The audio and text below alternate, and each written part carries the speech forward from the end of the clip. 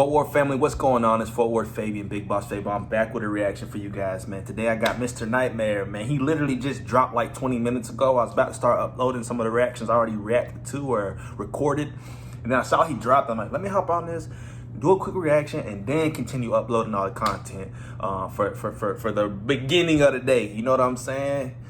3 disturbing true dog walking horror stories, man. You know it's always creepy to walk your dog at the wrong time. I never understood people that wanted to walk their dog late at night, especially one if you live in a creepy neighborhood or a bad area. Nah, I'm walking my dog early in the morning, or I'm gonna walk my dog. If I take him out at night, he's only going out to poop. I'm not taking him on a walk. I'm gonna take him like in the brief surrounding area. You feel me? Like, that's what I'm trying to say, bro. With that being said, man, like, comment, subscribe, hit the notification bell, follow me on Instagram and Twitter at FortWorthFabian. We're on the road to 1 million on this channel, man. If you can relate to dog walking stories, put something in the comment section below. Other horror stories you want to see, put it in the comment section below. With that being said, man, I have a horror, I don't even know why I said it like that, a horror reaction playlist you can find a link to in the description of the video, man. I've accumulated a couple reactions from like horror narrators like Unit, Nightmare Files, Mr. Nightmare, but like y'all always know, I always say this, Mr. Nightmare my favorite. So I don't waste time. You can even check out some Nuke's top 5 reactions in there that I got, like 2 or 3, but we ain't gonna say too much about Nuke. Let's get into this. Bro, he got the best stories. Homie 2-5. I take my dog Hemi for a walk twice a day and let him in the yard once. When I take him for a walk around the neighborhood, I always try to take different routes just to keep it from getting repetitive, not just for me, but for Hemi as well. Word. Oftentimes on the week. See what I mean? To begin with, this whole area, I know I paused it so you can't see the picture, but take a look, take a detailed look as the story resumes. This looked like a trailer park neighborhood. I'm capping though, because I guess it's like an RV in somebody's driveway, but it looked like, you know, it looked like maybe lower class, middle class neighborhoods. These ain't the neighborhoods that you take, you go late night walking your dog, bro. You know what I'm saying? They're making it look like it's daytime, but I guarantee you this happened at night. Anyways. I take him for longer walks since I have more free time, and I don't have the stress of other work-related things still lingering in my mind. On a cloudy, humid Saturday evening, it was one of those times that I decided to take him on a long walk. I'm talking like almost an hour. Alright. We were in a part of the... Now this neighborhood is like the suburbs, so they switched it up. See, this looked like more of a friendly neighborhood. In a neighborhood like this, I'm not going to be too scared to take my dog off on a late night walk, you know? And let me get it clear. We ain't never scared. I ain't scared. I'm not going to be too concerned. Let me clean up the vocab to take my dog on a late night walk. The neighborhood I wasn't too familiar with. I found a walking trail that was part of the town's huge nature preserve. It was a rather low-key path. There didn't seem to be any other people on it but me. It was a rather narrow path with woods on either side. It wasn't a cement bike path like the other trails in the preserve. Okay. Hemi led the way, pulling the leash harder than usual, probably excited by all the new random smells he was picking up. Eventually on the trail, we passed this little square park. It had a swing set and little playground, along with a basketball court, or rather what was once a basketball court, as there were no hoops. I decided to walk in through the little opening, as Hemi was going crazy over something. I was planning on just sitting on one of the benches facing the playground to take a break because I was getting a little tired, but when I sat down, Hemi kept pulling and started barking at something. He'd only really do that when he saw another dog or animal, sometimes people, but less often. So I entertained it and got up and started giving him slack to run towards whatever he thought he saw. I looked into the woods but couldn't see anything. The closer we got, the more aggressive Hemi got, until he was basically choking himself with the collar trying to pull me into the woods. Then out popped a man from behind a big tree. He was laughing and saying, "Whoa, he caught me." I told Hemi to calm down and pulled him away from the woods. And the man. I apologized for my dog and walked away, as the way in which he came out from that tree was bizarre. He said, "It's all good, dude," as he seemed to follow in the direction we were walking. Hemi kept looking back and barking. I continued to tug him forward. Eventually, I had to turn around and ask if there was something I could help him with. as he even seemed to follow me outside of the park and onto the trail. Yeah, bro, what do you need? Why is you following me, my boy? This fool talking about, oh, well, he got me. I'll be like, bro, you was up to something fishy. What is you doing? Why is you following me? That's already a red flag. If I had a pit bull, I had a German Shepherd, I got a Rottweiler, I'm gonna say sick him, boy. I'm gonna let him loose. He put his arms up in the air and smiled. Then he said he just wants to pet my dog. I said, nah, he doesn't like you, man. We're just gonna walk our own way. He didn't reply, so I turned and continued walking, faster now. Hemi kept turning around and growling, and every time I'd look back, he'd be the same distance away from me, kind of off the trail a bit, half hiding behind the trees like he thought he was being slick. I was about to call back at him to piss off, but then it hit me this guy might be dangerous. I started running down the trail until I came to the little opening we entered from and exited through that. Back on the streets, Hemi would keep looking back as we ran, but I'd have to tug him to keep running. We ran all the way back to my house without stopping. I actually do cardio regularly, so I wasn't concerned about that guy keeping up. I highly doubted There you go. especially since Hemi stopped looking back eventually. It was now a couple hours after getting back. Hemi was in his bed, which was right next to mine, when he unexpectedly lifted his head to look at the window, and growled. At first I thought it was because of the sound of the rain droplets that had just begun to hit the outside of the window. I was thinking about getting up out of bed to close the window, even though I was already comfortable in bed. Then it happened. A voice speaking into the window. A voice I recognized from a few hours ago, asking if I knew why he was in the woods. Hemi started going crazy. I jumped in my skin and turned to the window. I couldn't see his features or face, but I could see the outline of his body at my window. I yelled, "What do you want?" He calmly asked if I saw what he was doing in the woods. I told him no, and he asked me, "Are you sure?" I said yes with a tremble in my voice. He said okay, and I saw the outline of his body move away from the window.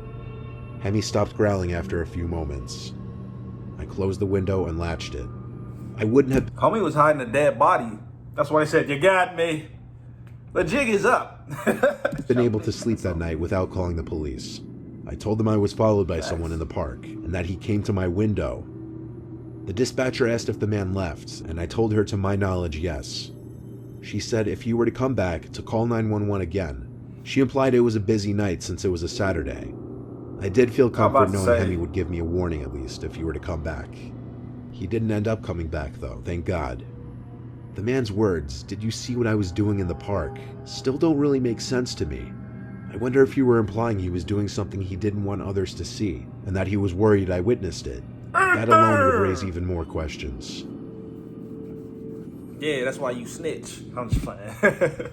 But good for you to call the cops for your own safety, but they still didn't send a patrol officer out because they were too busy. You know what I'm saying? What if homie had came back? You know what I mean? But obviously she did say call back if it happens again and we'll get somebody out there. But it wouldn't take two, like 1 + 1 = 2 for me to get that, bro. Like he was doing some illegal activity out there. Or he's probably hiding something. I would say he was probably burying a body or something like that. If he was smoking out there, something just like, I don't know. I feel like him coming to your house and getting clarity on whether you saw him do whatever he was doing in the woods has to go along the lines of like some type of like murder or, you know, some type of weird stuff. Maybe he stashed some cash out there. Maybe he he robbed a bank and he had a whole bag of cash. Who knows, man? But I think I would have told the police that, because obviously they'd probably go search and you know what you're dealing with at that point. You know what I mean? Like, because homie know where you live now. He gonna pop up at any moment in time. You think he's gonna take your word for it? Oh yeah, you didn't see nothing? Good. How do I know that? But that's the one thing about having a dog, man. I'm gonna get me a dog once I get a house and settle down. They're always alert to stuff. When you not awake or you not aware, they either gonna hear something, smell something, or sense something. You know what I mean? So.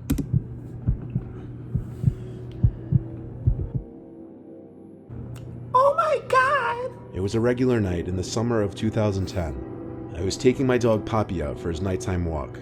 Hey, what I up, usually Poppy? take the same route. Sometimes I'll stray down one different block. Not always, though. This one night, I branched off a familiar block to a not-so-familiar one. All that I knew of this block was that there was an abandoned house on the corner. It's known as the Murder House. I've only ever passed it while driving. Oh, The first time I saw it, I slowed down just because it's such an eyesore, sticking out like a sore thumb from the rest of the houses. I never could understand why the town wouldn't just tear it down and build a new home, especially given the house's history. The reason no one ever bought it was because of the murder of a young woman inside, potentially by her boyfriend. He was never to be heard of again. No body, no signs of leaving, nothing. Walking down the block, I saw the house slowly getting closer. I already planned on stopping in front of it to take a look, but Poppy actually stopped before I even did and just looked at the house. I could tell by his ears and his head tilting that he was engaged by something. I looked around the neighboring houses, which were spaced out generously, and our neighborhood has a lot of green, meaning tons of bushes and trees lining the streets. Plus, it was as dark as could get out, and the house was conveniently situated in a gap between the streetlights. It didn't seem like any of the neighbors could possibly be watching me from where I was, so I started walking onto the grass of the property, but Poppy stayed in place. He started to growl and make whimpering type sounds, like he was frustrated. I pulled him hard enough, and he started to follow onto the property. He was fixated on a window that was opened. I stepped onto the house-length front wooden deck and walked to the window. Poppy was still making growling and whimpering sounds. I pressed my face up to the screen of the window, surprised the window was even left open. I started to wonder if maybe someone was still managing this house in some way, whatever that would even mean. Inside the house was dark, but not pitch black. I could see the walls to the empty living room, and then the opening in the wall that led to a back room with another window. As I was observing, I heard the sound of something inside the house, like a blunt object hitting the floor. It came from further back in the house, like in that back room. Having my dog with me gave me some kind of weird confidence boost to go through the side of the backyard. The backyard was literally huge. The grass was very tall, indicating I was likely wrong about any kind of property management. Only thing in the big yard was an old wooden decrepit-looking shed in the corner. The door to it was slightly open, but I was more curious about looking in through that window. As I looked inside, I couldn't see anything except an empty black room, probably what was once a mud room. Poppy was looking at the shed, not barking or growling though. He was kinda silent. I walked quietly towards the shed, tugging him slowly and softly to keep him quiet too. The door was open enough for me to look inside the giant shed. It was not empty. There weren't tools or bicycles or anything. There was just this skinny girl standing in the middle of the otherwise empty shed. I say girl, but I couldn't tell if it was just a girl or a woman. Poppy suddenly went ballistic, barking and making these noises I could only describe as a dog's version of screaming. He wasn't pulling to go inside of the shed, he was pulling to get away. The girl's head inside the shed turned to the door and I ran. We ran. Poppy and I ran for 3 straight blocks until I was out of breath. Then we walked the rest of the way back to my house.